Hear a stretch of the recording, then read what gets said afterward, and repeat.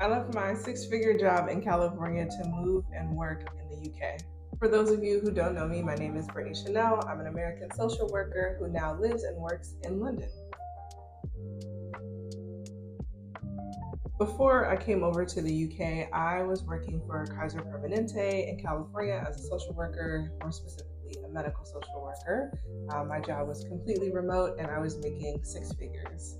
I was only 2 years out of my master's in social work program, so it's not like I have a lot of years of experience. And I had a lovely team. Honestly, my manager was cool and the rest of the team was really chill. However, last year in October, I gave all of it up to move to London to work with a local authority or a local council in London as a social worker. And honestly, after being here for almost 5 months, I have zero regrets. I think a lot of people think that it's very timely that I moved over here in October/November because of the whole political situation that's happening in the US that I will not get into. But actually, this decision and this move has been in the works for 2 years. Yeah, 2 years really. So today I'm gonna do a little story time of how I got here, where it started, how it's going, and if I'm happy I made this decision. So, where it started, I went to Cal State Northridge. I got my master's degree in social work, graduated in 2022. The whole plan, actually, while I went to get a master's in social work, was to work abroad. Social workers are needed literally everywhere. It's on the list of skilled workers for most countries. And so I was like, oh yeah, all I need is a degree and then I'm about to dip. Of course, life be lifing, and it didn't happen that way specifically. So this is what happened. I graduated late in August of 2022. Most of my peers graduated in May. The reason why I graduated late is because my thesis project was a documentary that I shot in the Virgin Islands that was based around the older population and what it's like to age on an island. It took me a lot longer to edit the film, make sure it was pristine, good condition to send off, to get signed off and approved to graduate. I did still walk with my peers. I actually ended up giving a speech to all of the cohorts, the classmates at CSUN, which was a really full circle moment for me because I went to CSUN as an undergrad and I studied journalism and communications. Then I went on, worked in journalism for a little bit, went into the film industry, worked in documentaries, and then found myself full circle back at Cal State Northridge to get my second master's in social work. After I graduated, I ended up working for the federal government with the Veterans Affairs. I did my second year placement with them, and I was in primary care social work as well as primary care mental health social work. I also did a rotation and did inpatient medical and inpatient mental health, which was a locked ward. So then I got hired with the outpatient mental health clinic at the VA, and that was my first job. I had clinical supervision. My clinical supervisor is actually amazing. Shout out to Katie Scott. So I got to do a little bit of mental health one-on-one psychotherapy. I led a CBT for depression group with my clinical supervisor.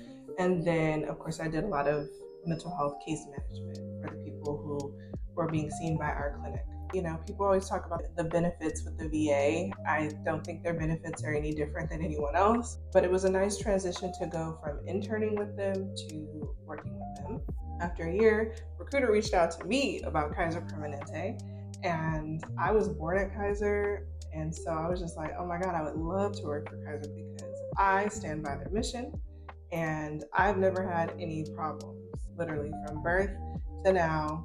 Everybody I've ran into at Kaiser was awesome. So I was like, cool, yeah, let me see where this goes. The plus was the job was fully remote. So I interviewed, I ended up getting the job, but I was working under the agency. So the pay wasn't as good, but it was basically the same as what I was getting from the VA, which is why I was okay transitioning. So I worked for them for about 3 months, and then the manager asked me to apply for the full-time employee position. She had 5 positions open, and I think they interviewed about 12 people, and I ended up getting one. So then I transitioned into being a full-time employee with Kaiser Permanente, working with a wonderful team. And since I worked for Regional Kaiser, we moved around to different facilities virtually. My favorite facility that I got a chance to work with was LAMC, which is the Sunset Kaiser. That team was so amazing. Honestly, Me leaving Kaiser was harder because I loved working with them. So I worked there, and then I eventually transitioned over here to London. So how did I even get here? How did I get a job? How did I do all that? I came to the UK, I went to a social work conference. At that social work conference, I was able to mix and mingle. There were some local authorities there that were hiring, and there was specifically one that was hiring for adults, which is where my experience lies. I got a chance to talk to a lady who I later found out was the head of service. I got an email saying that they wanted to interview me. I got hired, but it took a whole 12 months. It took a whole 12 months for me to actually get here and start working. It was a long process, one of which starts with you need to register with Social Work England if you live overseas. In the UK, social work is a protected title, which means you cannot call yourself a social worker if you are not registered. It's not like that in the US. You can register, you don't have to. If you got the degree, you're good. And some people don't even have the degree and do similar stuff. But here in England, you have to be registered with Social Work England. So that process took about 6 months. I was able to interview even though I was in that process. And the UK also has different agencies that recruit overseas social workers to come work here.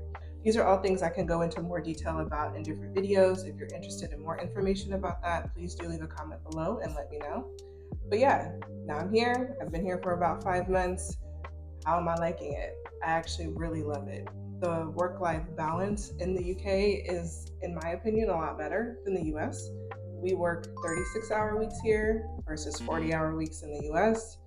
We get 31 days of vacation, which equals about 6 weeks, versus in the US, you're lucky if you get about 2 weeks.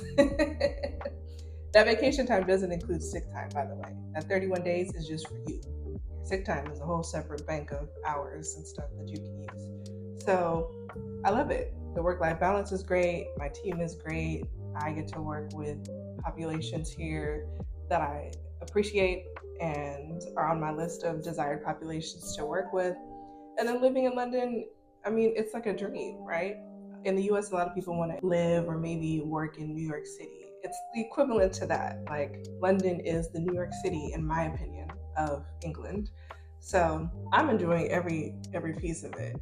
And I look forward to sharing with you more about that experience as time goes on. But again, if you have any specific questions, thoughts, or more information you'd like me to give about my experience, please do leave a comment below. Make sure to like, share, subscribe so that you can stay updated with all of my videos. And thank you so much again for watching.